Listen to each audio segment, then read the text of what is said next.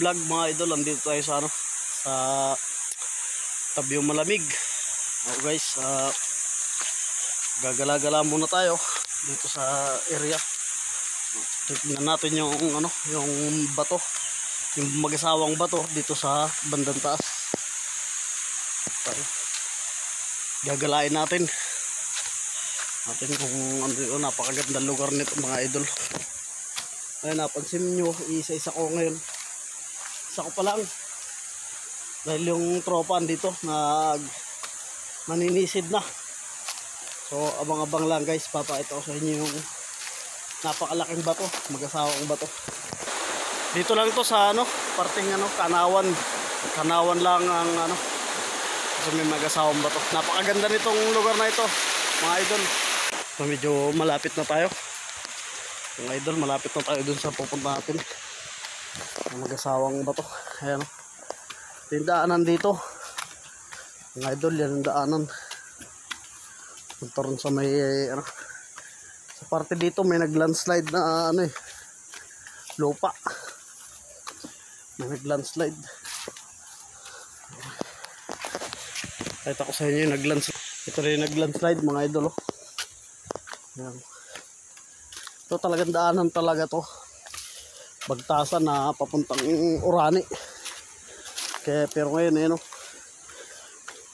nag-landslide yung dito pader. Landslide siya. Tibag-tibag yung natabunan nga yung ilog dyan. Diyan natabunan niya.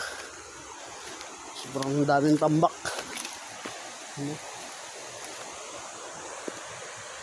Napiatan yung tropa natin dito. Ayan, mag-landslide. Hindi yan.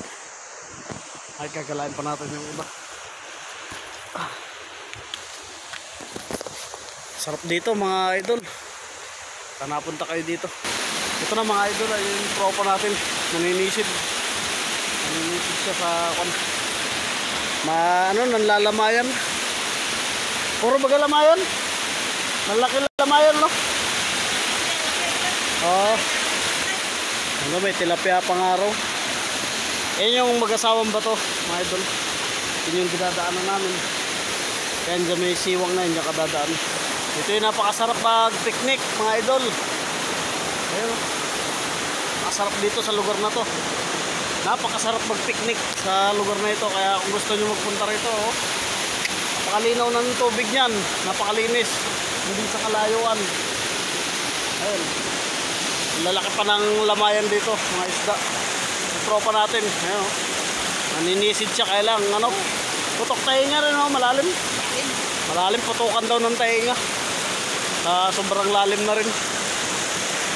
Paganda ng lugar na to, hindi pa masyadong salanta mga idol ang lugar na ito. Hindi kasi ito napapasok basta-basta ng ibang tao. Kailangan may guide din sila na katutubo. Kaya mga kagaya namin ang magiging guide nila. Ngayon dalawang bato. Ayan, yung pagitan na yan, dyan kami nagdadaan. Kung tawagin sa amin yung yan, hinagdanan. Tawagin dito, hinagdanan. Akitin natin yung ibabaw. Ito mga idol, kaya tinawag tong hinagdanan. Kasi nilalagyan nga siyang hagdan para makadaan ka, para makatungtong ka rito. Kaya tinawag siya hinagdanan. Tagal muna tayo ng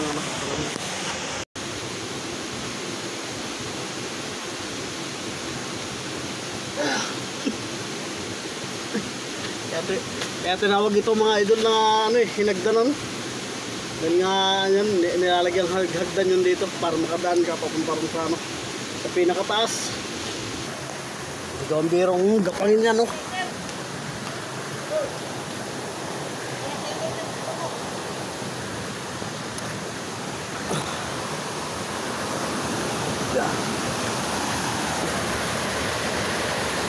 dito tayo sa ibabaw ng hinagdanan.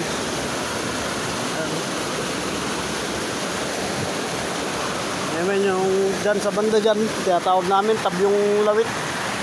Banda dyan. Ayan mga idol.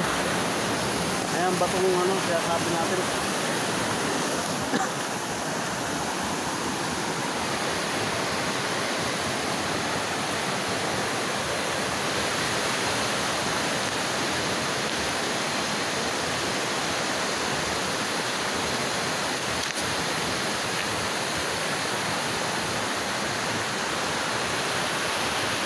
Taas din itong lugar na ito. Taas din.